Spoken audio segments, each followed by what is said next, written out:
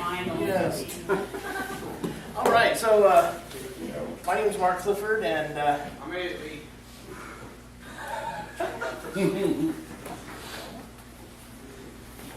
excellent.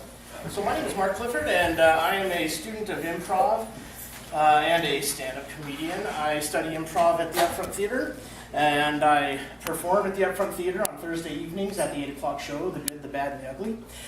And the other thing, as I mentioned, I do stand-up, and so Lee has graciously given me the floor this evening to do one of the things that I hope I do best, and that is make you all laugh and have a good time doing it. So, as I mentioned, being a student at the Upfront Theater, there's a couple of things that we do at the Upfront that I'd like to do to kind of get us all on the same page. So the first exercise that we're going to do is, since the room is evenly divided down the middle, you guys on this side, when I do this, you guys go, ooh. Well, we'll do this in a sec. I'll do a count of 3. So you guys can go, ooh. You guys over here can go, ah. So on the count of 3, 1, 2, 3. Ooh. Ah. Ooh. Ah. Okay. Ah.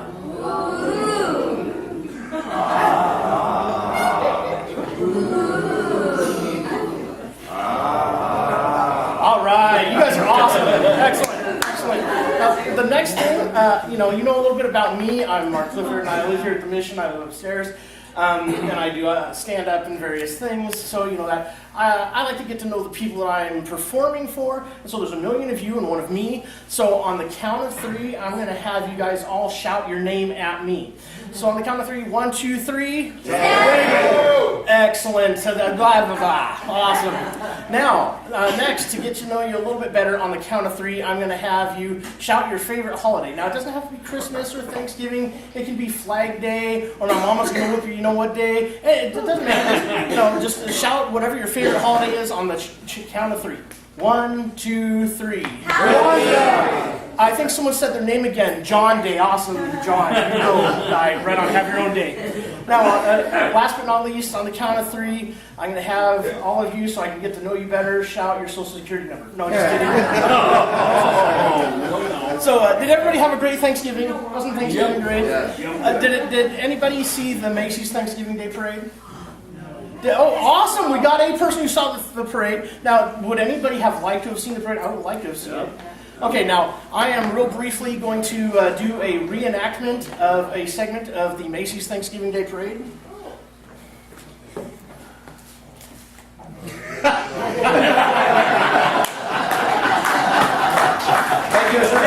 know there's someone out there going, my God, I'm glad you did not do that for a whole 2 hours. You know, could you imagine? No.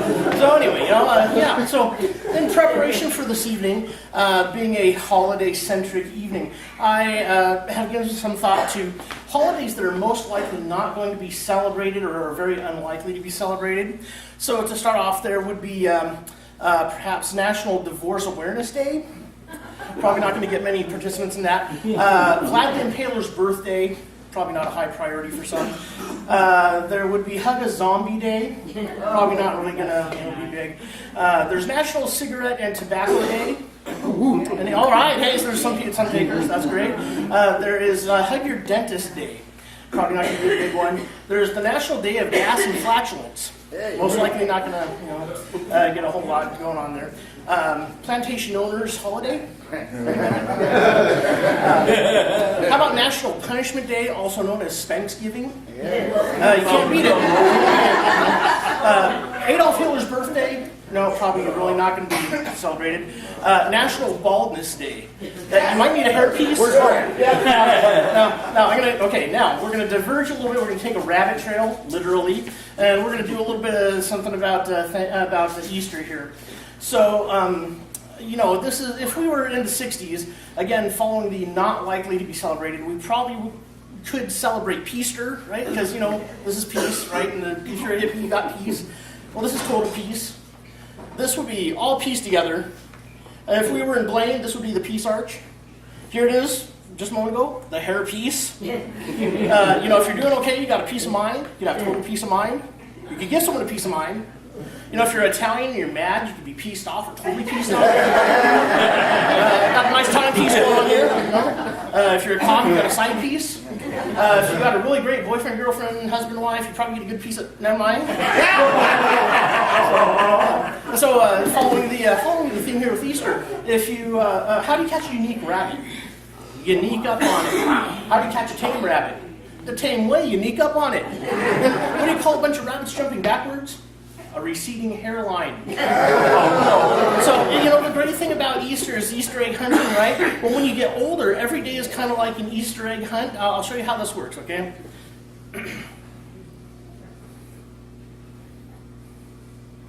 Oh, there you are. Oh, there you are. Oh, just, everything's, you go to find something and, oh my gosh, you found it all the time. It's great, Anyway, so moving on from Easter and coming back to our most unlikely days. Now, what comes right before Easter? Palm Sunday, which is also actually known as High Five Day. Palm Sunday, I love it. So another least celebrated would be any atheistic holiday. Just probably not going to get much of a following with that, right? National Nudism Day. It's probably not going to have much of a following. That's also known as wear your birthday suit to work or school day. Yes. Wear your rain suit day is probably not going to be big because we do that every day here. That's just, not a holiday.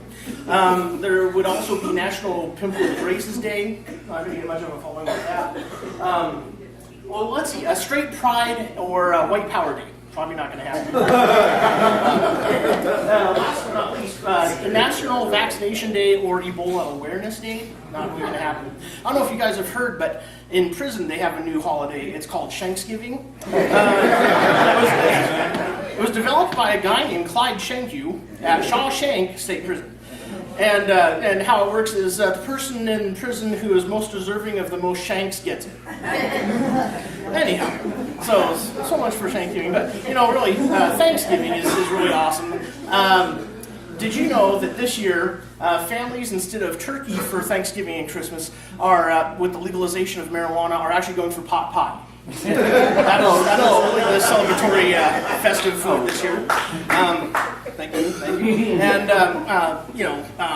pot, I've heard, is a lot like coffee in that it's best when it's slow roasted, mellow, and bold. Do you guys know why roach clip was called a roach clip? Because pot holder was already taken. So, yeah.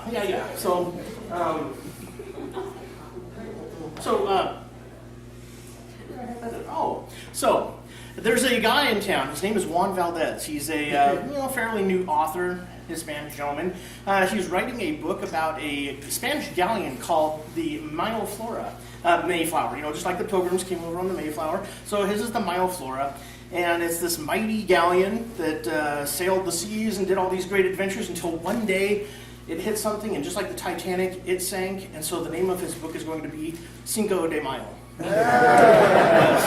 I don't know, have you guys heard about the 4 Mexican guys that drowned recently? It was a case of Cuatro Cinco.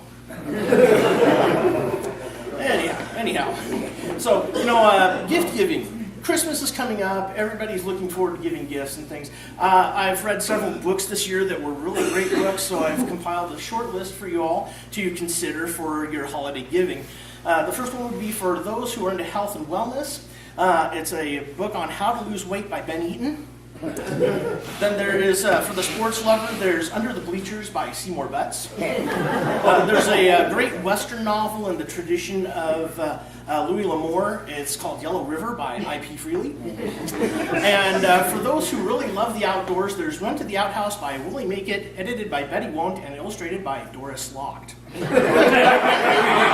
And it's going along with the gift-giving thing. I don't know if you guys have heard about the new Barbie that's coming out. It's the divorce Barbie. She comes with all of Ken's stuff.